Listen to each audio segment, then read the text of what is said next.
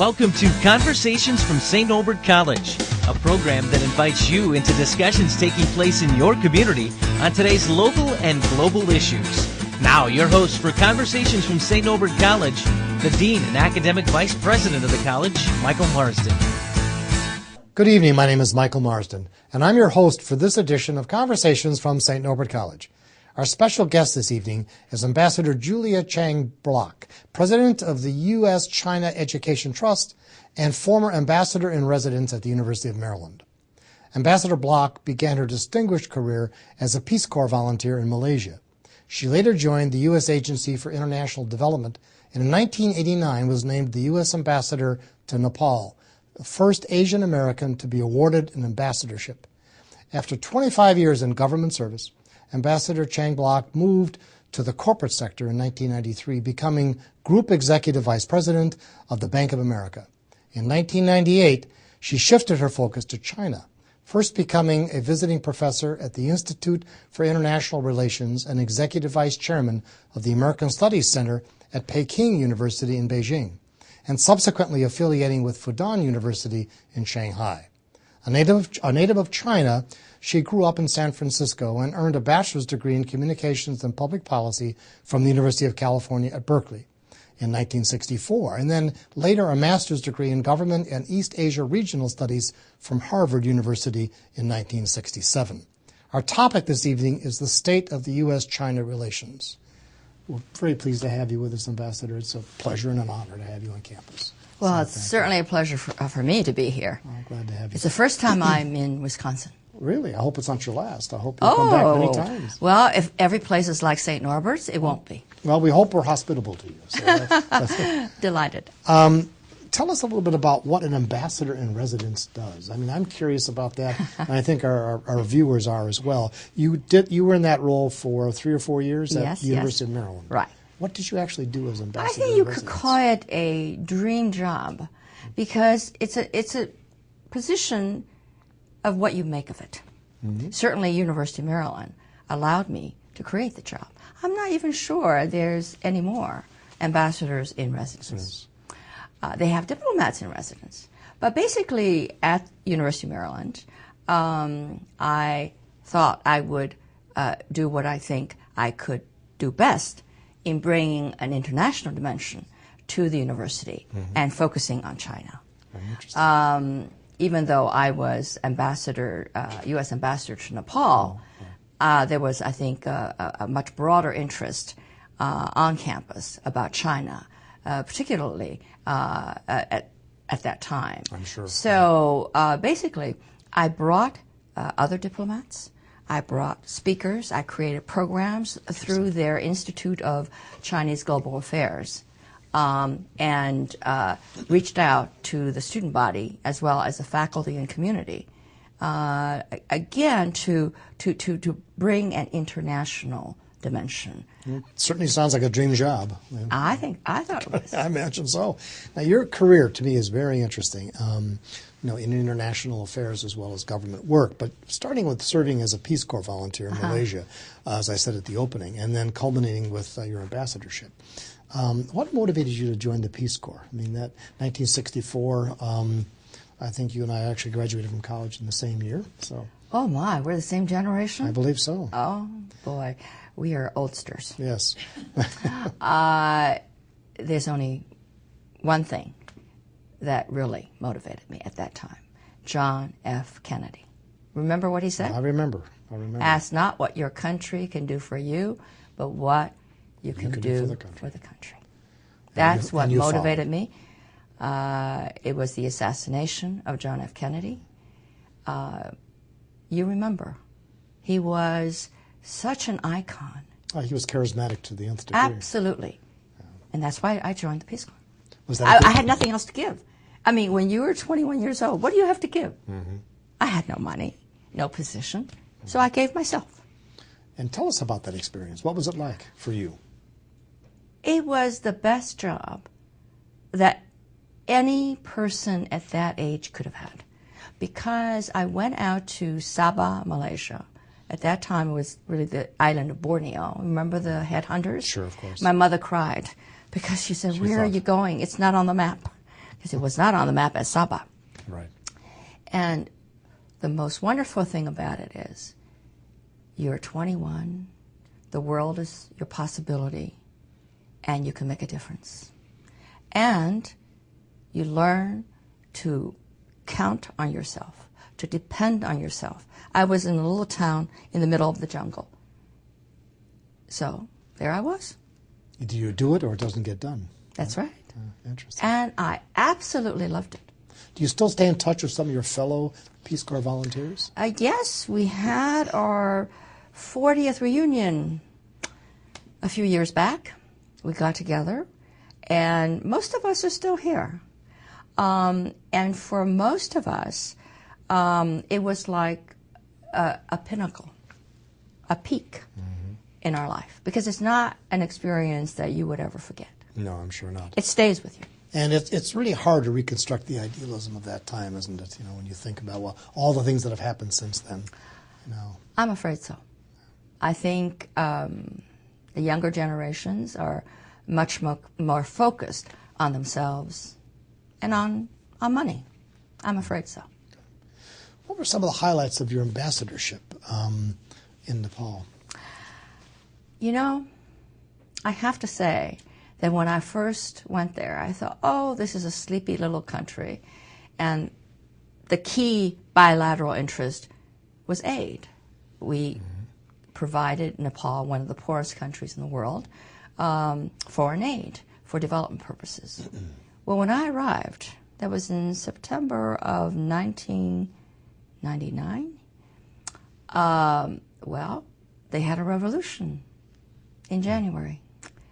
And it was a very, very exciting time because the revolution succeeded without much bloodshed. The king, the royalty, became a constitutional monarchy. There was so much hope in the new democracy. If you recall, the Berlin Wall came tumbling down, and we were saying in Nepal, it even came so far as to Nepal. But as you know, in more recent times, Nepal has suffered greatly. Yes. In 1996, it had an insurgency. That insurgency is nominally finished, but it really isn't. The government is in disarray, unfortunately. One of their former prime ministers, still a very key man, died just a few days ago. And the hope that was there during my time was dissipated. It has been dissipated. That's very sad. Do you get back at all ever to Nepal? I have been back, but it seemed that every time I had planned a trip more recently, some incident would happen. I would consult the U.S. The U.S. ambassador, and they would say, well, he would say, this is not the right time. Ironically, I'm still remembered in Nepal, and no matter what I say or don't say, the newspapers in Nepal are quite interesting. They're not newspapers like we know them, but regardless of anything, they would quote me as saying something which might affect the work of the current ambassador. The work of the current ambassador. So I've stayed away mainly for that reason. That's very interesting.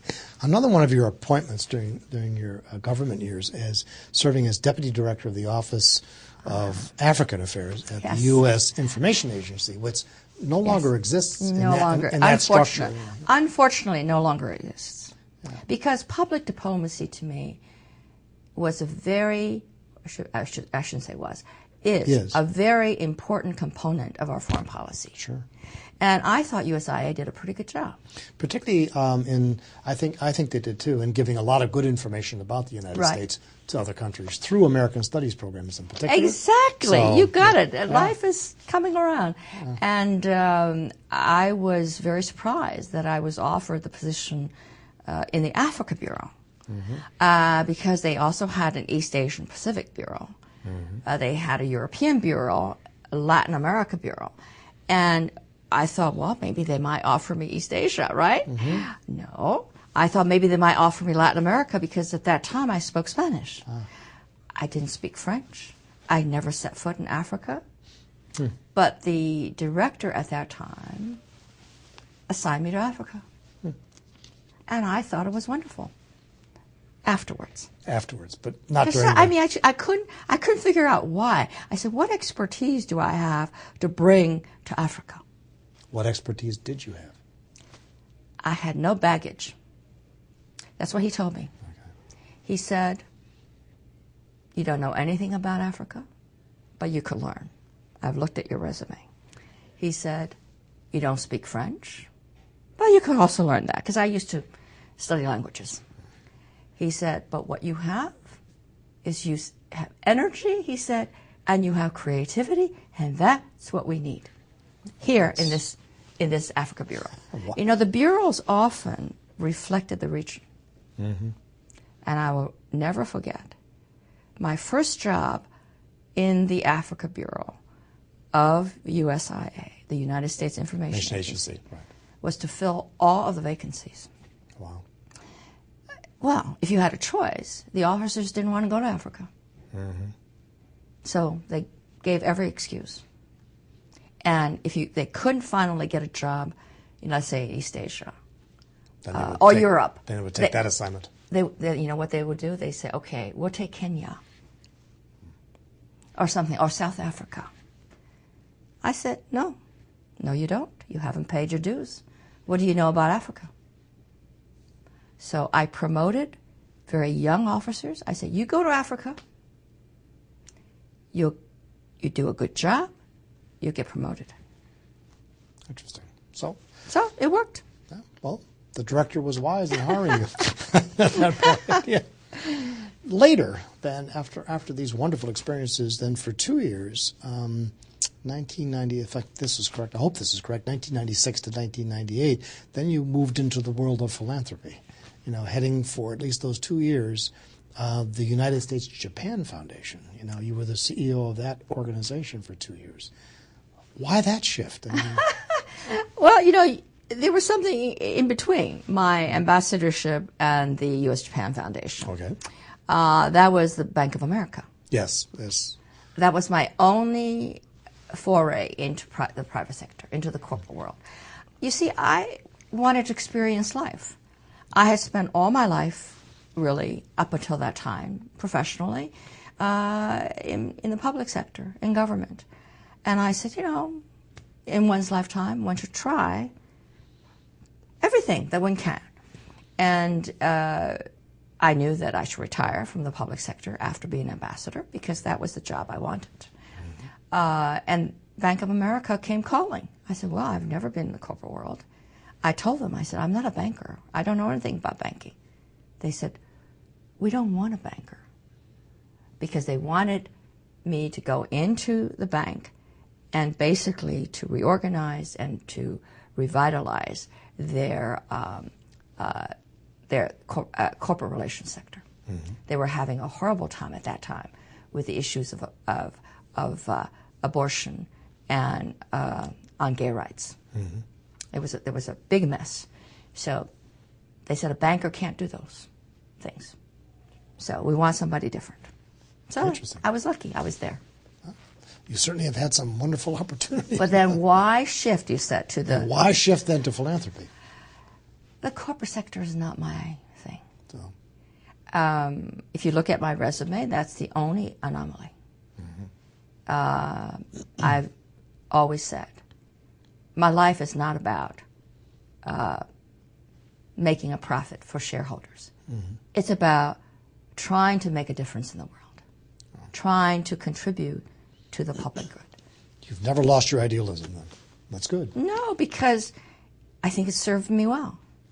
I've gained a lot more from public service than I have given it. It certainly served the country well, too, I might add. But well, I hope so. I just want to remind our viewers that you're watching Conversations from St. Norbert College, and our very special guest this evening is Ambassador Julia Chang-Bloch, President of the U.S. China Education Trust and former Ambassador in Residence at the University of Maryland.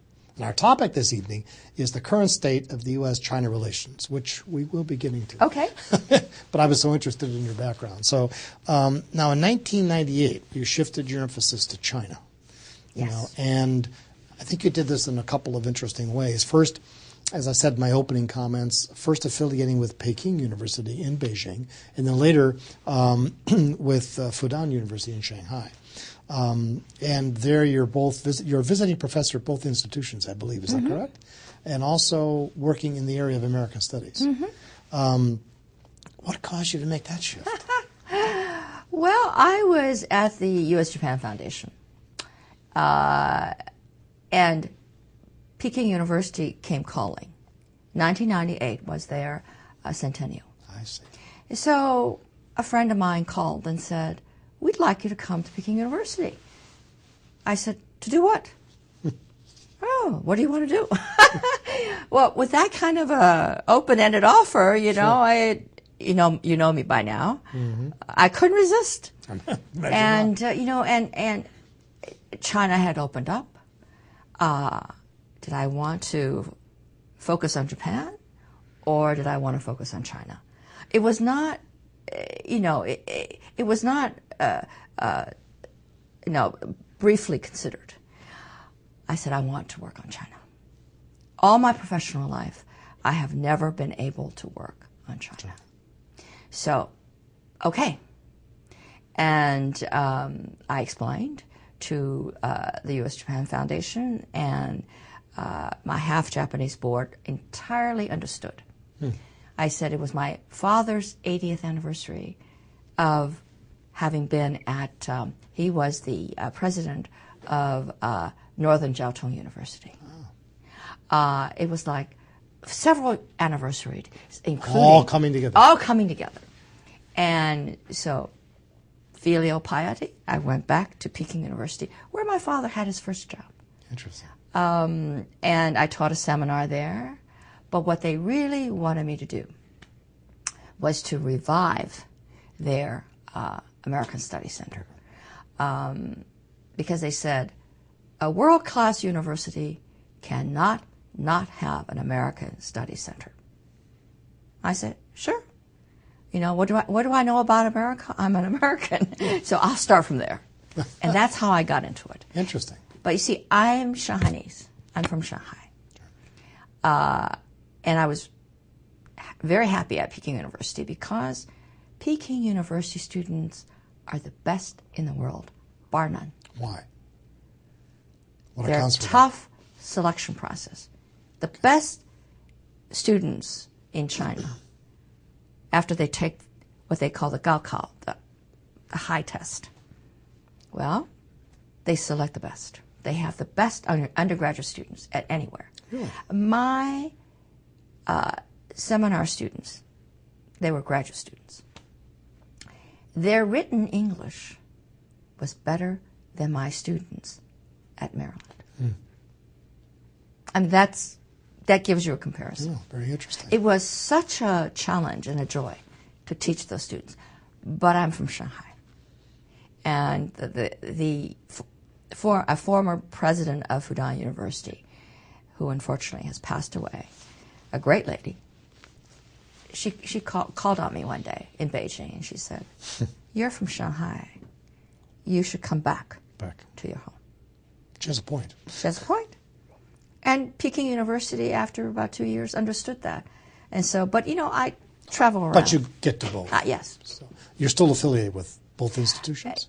Yes and no, but what happened, what grew out of my experiences at both Peking University and Fudan is that now I'm the president of the U.S. China Education Trust. Right. I just grew the two, I wouldn't call them jobs, they were so much fun. My two experiences. Yeah. I just then decided that I would make it bigger. Interesting. Have you had any pressure from the Chinese government, though, about opening the doors to... Not on my programs. Not on my programs. Okay. Which I think is an accomplishment. Yes, I would say so. I was going to talk a little bit. I want to talk a little bit about the relations between the U.S. and China, Yes. particularly because on any given day, it's either positive or negative, depending on what the issue is. I used to call it a pendulum swing. Well, the waxing swing is this way. Well, the or up waxing and, down. and waning. Yeah, Yes, it's waxing so. and waning. And I think what do you think are some of the key security issues between our two countries? In terms of trying to deal with what's on the agenda, which I think very often could be interpreted as really a security concern, of various kinds. For example, the current controversy about Google. Yes. I suspect is tied somehow to security issues, but maybe I'm misunderstanding that. But I'd be interested in your take on. Well, just about everything is tied to Chinese perceptions of their security. Correct. We're not talking about international security. Oh, issues. their own security. Yeah. Their own security, but more importantly, their stability. Stability is the key word in terms of domestic Chinese politics. So no unrest, no unrest, no dissent. Right, and no overthrow of the Chinese Communist Party. Military hardware is not the key issue in U.S. China security. Because if you look at all the analysis, by the way, I am not a security expert by any means, but if you look at the expert analysis, it'll be quite a few years yet before China can really challenge the United States militarily, particularly on the high seas, or even in the air. But the greatest issue, the greatest problem is mistrust. Distrust. The two countries do not trust each other. And what's at the heart of that? Well, the societies are different. The cultures are different. There is history. China is now coming out, but just barely, coming out of its sense of 100 years of humiliation. When they were dominated by the West, when opium was forced down their throats, when sovereignty was stripped little by little by each Western country, including the United States. Sure. Although the United States, I think, compares better than with our English, French, German, etc., our European allies. And why? Because of education. We were the only country to return back to China, not all, but a piece of the reparations that they had to pay to the Western countries for the, they call it 庚子赔款. Yes. After the Opium War. Yes. And that scholarship created opportunities for the Chinese, including my father, who was in the second class, to come to the United States to study. To be educated. And they fanned out to the Harvards and Yales, and what other universities? Many other of the Eastern Coast universities. My father was the first Chinese to graduate from Harvard Law School. Interesting. And then later became a university president himself. For a short time. But my father's, I think, greatest contribution to China is that he helped to nationalize the customs service in China, which had been created by an Englishman under the Qing dynasty. And it was part of the Chinese government civil service. But, Europeans, or rather the Englishmen stayed for a long time, Robert Hart, and then they had other Englishmen as the head of the customs service. And my father was the first Chinese to oversee the customs service from China's Ministry of Finance. We're so linked financially, though, together, China and the United States. Absolutely. That you would think that the political environment would soften, but it hardens every so often. And that's what's confusing, I think, to people like myself who don't quite understand why there isn't more harmony? I think somebody said that we are economic hostages of each other. China holds more U.S. debt than any other country in history. Yes. And we are their market. And we are linked together like this. If one falls, the other is harmed. Yes. I think one of the problems is that the financial crisis really hurt America's image abroad. Oh, yes.